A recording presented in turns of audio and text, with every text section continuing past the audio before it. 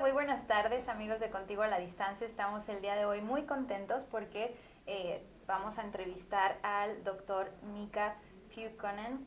Espero haberlo dicho bien. I say it right? Yes. So. Thank you. Y él viene de la Universidad de Jyväskylä en Finlandia. Él viene a dar un taller al Instituto de Gestión del Conocimiento y Aprendizaje en Ambientes Virtuales. Así es que lo vamos a aprovechar el día de hoy para entrevistarlo. Él es especialista en políticas culturales, multiculturalismo, migración, etcétera, etcétera. Tiene muchísimos libros. Igual les vamos a decir más adelante a ver si pudieran checar alguno de ellos. Así es que vamos a entrevistarlo el día de hoy con temas interesantes y vamos a entrevistarlo en inglés, pero ahí pueden leer en los subtítulos. Así es que thank you very much for accepting this interview. Thank you for the invitation. And first I want to ask you that I was telling you before we start that I read the other day that culture can help to have a better quality of life, to have a better societies, to decrease violence, and sometimes we think like, well, how culture can help to do all those things? And I don't know, but maybe this is related to cultural policies? Yeah, definitely it's related to cultural policies, I think. And I have an example from Finland, where I come from. We have this new policy stream of Ministry of Culture and Education, so that the name of the stream or the policy line is welfare out of culture. So the purpose is to use culture and arts to promote the welfare of different peoples or different groups in society. For instance, they are organizing cultural services and art shows in elderly people houses or homes. So they go to the elderly people homes and they give a music show for like half a day there, and then they discuss with the elderly people and ask them to give feedback that how this was and how do you feel after this. And the basic idea is that the people are more happy when having these cultural experiences, and they have got really good results out of that. So they're hiring artists to go kindergartens and schools and elderly people homes, and also we do have quite many asylum seekers nowadays and refugees because of the crisis going on. So now they are also organizing cultural services and art shows for them. So this is one way of kind of making people to adapt to social conditions in the new living environment, new home country. And so yeah, I think so. And of course, another level of or another perspective to the issue is that culture in general, as understood as a way of life, for instance, culture policies can enhance the identities of people in that sense, so they can give people room for think and discuss about their cultural identities and feel more secure about themselves and their identities in this sense. And for instance, if when it comes to minorities and immigrants in many countries, not just Finland, of course, the cultural policy public administration of cultural policy can offer them, or the institutions can offer them space where they can speak about their identities and discuss with other people coming from the similar kind of backgrounds, and to discuss about what is it to be a migrant in Finland, and what kind of problems we have, what kind of things we bring from our original home country, and how can we work with those things in Finland. And in many times the public administration supports, for instance, the migrants' own cultural associations. They give some funding for the associations so that they can organize cultural events where they come together and kind of do things which are related to their original cultures, and at the same time they also mix it with the Finnish culture. So it's kind of a way of adapting and learning how to live comfortably in a new society. So it can really affect in those things in many levels, I think.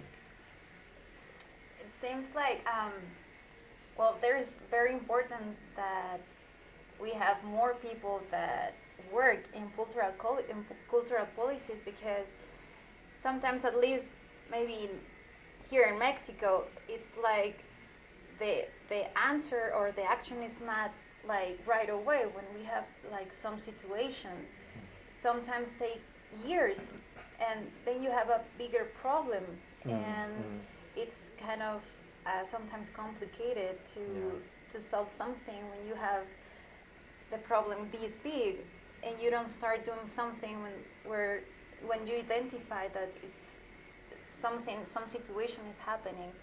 So you need to have like some intervention there or something, right? Yeah, definitely. And many times it's hard.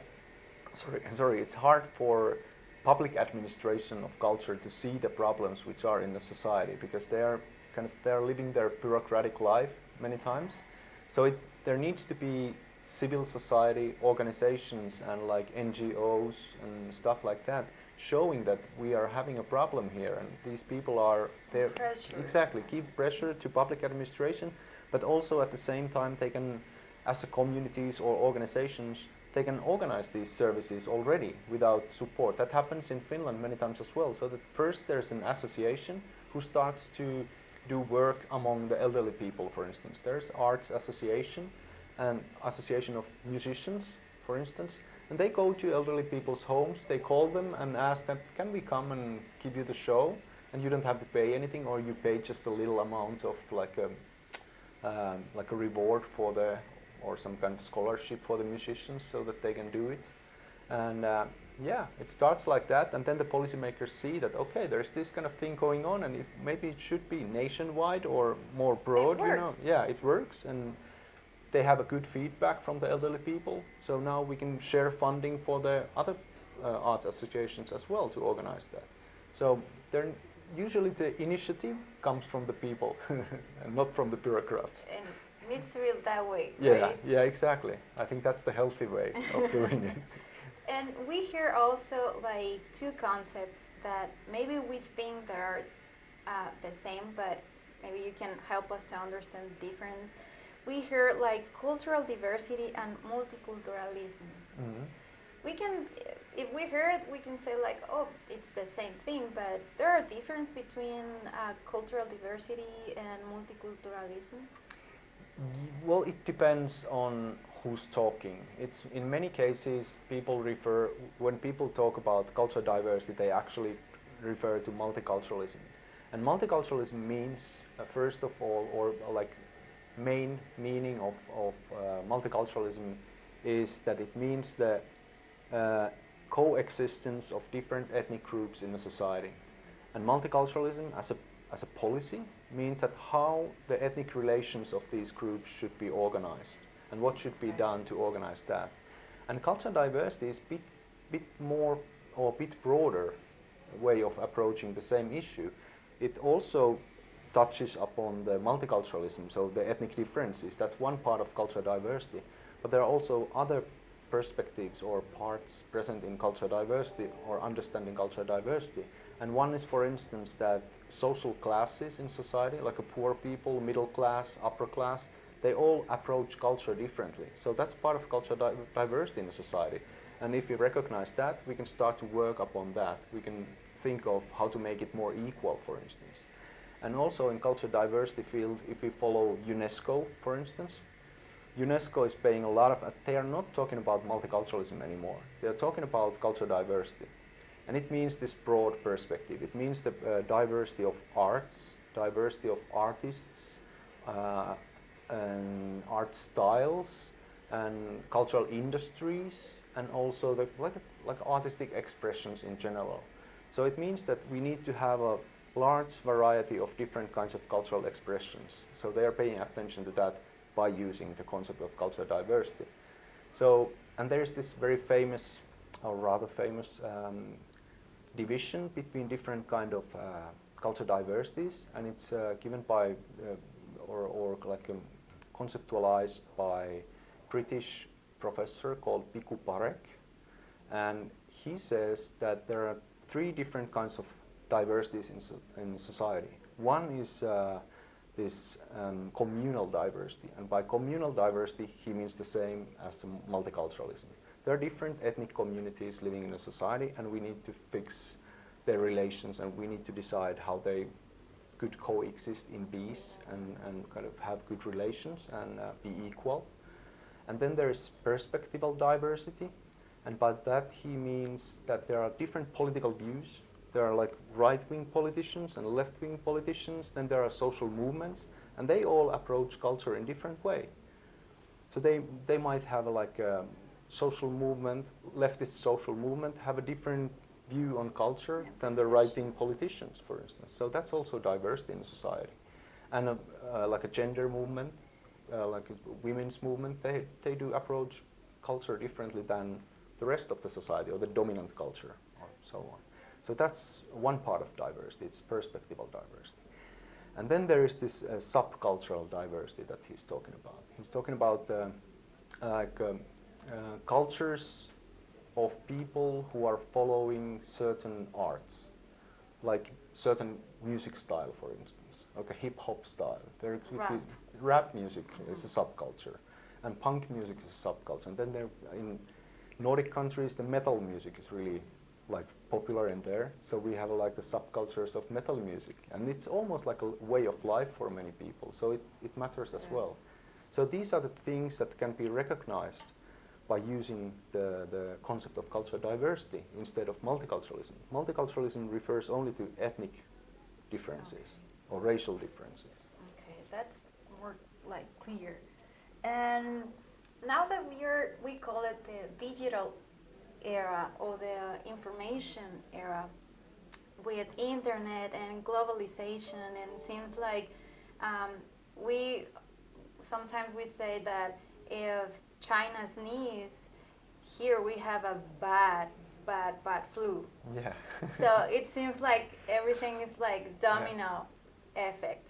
So how these situations affect to cultural practices or cultural identity? Because maybe I can follow someone that is in I don't know, like in Finland, for example, and then I'm in touch like with people, but I'm here, but I don't travel there, but maybe I have influence of everyone in all the countries. Yeah. And how these has been changed? Well, I think that's one of the biggest challenges for cultural policies and understanding of cultural identities in those policies nowadays. Because it's based on, for instance, I'm not sure how it's in here, I guess it could be more diverse in here, but in Finland, for instance, we have this tradition of cultural policy where the identity that needs to be served through public cultural policy is very monocultural, it's very Finnish, it speaks Finnish, the person who speaks Finnish is white, has a Lutheran religion, and all the cultural policies is built upon that identity or that idea of identity. And that hasn't been even true 50 years ago, but can you imagine the difference now when we have like a lot of immigrants coming from different countries, and a lot of immigrants are claiming their cultural rights, and also the influences coming through media and technologies that you mentioned. So a lot of Finnish people are actually very multicultural at the moment, because they get influences from all around the world. They listen world music from Africa. They watch Bollywood movies, and they eat Russian food or something like that, or Mexican food. They love that. So they're actually really multicultural in their everyday life. But the cultural policies still lag behind. They kind of, their idea still is that the kind of subject of culture or the identity of a person who is involved in culture is very monocultural, and that's not a thing anymore. And it hasn't never been, but certainly it's not that anymore. So yeah, you're absolutely right. It's like a biggest challenge for cultural policies, and how they should go beyond this or like break this barrier. That's a difficult question. We need some research on that, and that's why how we researchers can kind of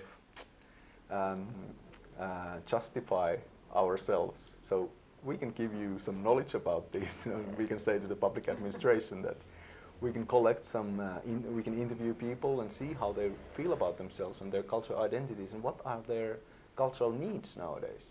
So that's for the services, like public administration who organize the services, that's very important knowledge for them. So that how, for instance, immigrant who comes to Finland, and he comes from Middle Eastern countries, and he follows the Middle Eastern television shows through these satellite TVs and internet, of course, and leaves that traditional idea of own culture still bit, but then he's in a Finnish working life, he's in a Finnish education, getting Finnish language, so he's they're completely mixed figures, or mixed identities that the people have. So how to develop cultural services for that kind of subject, it's a big question. And so it needs to be, the cultural policy needs to be mixed as well somehow. So it needs to have like influences from all around the world mostly. Yeah, that's a good thing, difficult because we were talking before we started that I was telling you that here in Mexico it's like everyone here maybe have one I don't know, parent or sister or cousin or whatever, someone in their family are in or is in the United States. Yeah. But if you go to California or Texas or some parts of Chicago or Seattle or New York, you can find like these neighborhoods that are Mexicans, and you can feel that you are in Mexico. It's like the little Mexico. Yeah. But they are mixed also with American things, and so they do maybe barbecue on Cinco de Mayo that they celebrate, when here is not a big deal. Yeah. Here is more like the Independence like Day. Yeah. That is in September, but because the Americans celebrate Cinco de Mayo, they do celebrate too. So they mix their things, and it's like that you were saying about that happened in Finland too. Yeah. Right? Yeah, in some extent it has happened in Finland as well, but Finland is a bit different, and also I think other Nordic countries, because they do have this strong integration policy towards migrants. And it means that they try to get the migrants to be part of the dominant culture from the very beginning of their... big difference. Yeah, in the United States they don't have structures like that. So when you come there, you're on your own, and yeah, exactly. You're on your own and with your community. That's why the communities are so strong in the United States. People try to find help from each other, and that's where. And they close in, then they are. Yeah, exactly. Yeah. That's the problem. But the Irish, that they celebrate St. Patrick's Day. Yeah. It's like it's I'm very Irish. and Yeah. we are the first that we came here. Yeah. We colonized here, you know, and it's like that we need to have more of that. Yeah, I think that's very kind of a successful way of doing the thing. And look at the Chinese people all around the world. They have Chinatowns, and many of the people in San Francisco, in Chinatown in San Francisco, they don't know a word in English because they don't need that.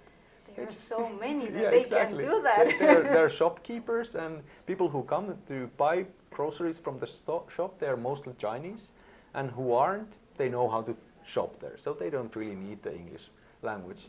And that's something that they try to avoid in Nordic countries by having this very strong integration policy. And the integration policy also, it doesn't just mean that they have to adapt to Finnish culture and become Finnish, but there's also other line in the integration policy, and it says that you are allowed to cherish and maintain your own cultural traditions at the same time. So the purpose is to make these newcomers, the immigrants, to be bicultural, like to have two cultures, their own and the Finnish one, and to enhance the mixing that way, and the adaptation to. Also, you make them feel that they belong to society. Which is very important. That maybe that doesn't happen. I mean, I'd say like in the United States because Mexico, but maybe in Mexico we have a lot of people in the south from Central America, from Salvador, Nicaragua, Honduras, and we treat them very bad. We don't make them feel like they belong here. It's like you are not from here. Yeah. And that is other huge problem later, Mm. because then you hate the country, and you're Mexican, Yeah. you're American, So, well, the next question that I want to ask you is about, we're talking about cultural identity, and why you think that we treat or we consider indigenous like second-class citizens? I mean, there's no law that says that they are second-class citizens, but the society, we treat them like that. Mm.